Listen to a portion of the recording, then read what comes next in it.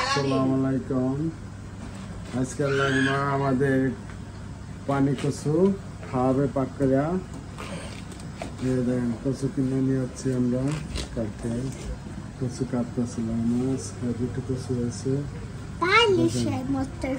বালিশের মতো ফিল হয়, নরম তার বালিশের মতো ফিল হয় কাটতে যাই।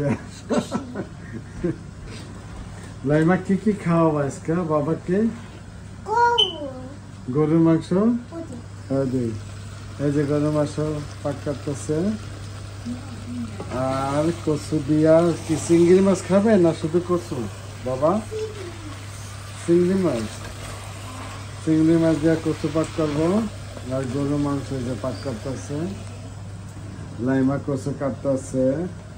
এই যে দেখেন সবাই। আর লাইমা সকাল আজকে নাস্তা খাচ্ছে খেজুর আর বকুনি ভাজি, মাশরুম, ডিম আর রুটি খাইছে আজকে। আজকে কেমন লাগছে তোমার খাওয়ানটা?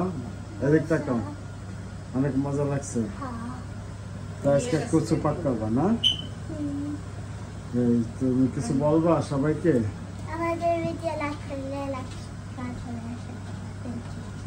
আসসালামু আলাইকুম।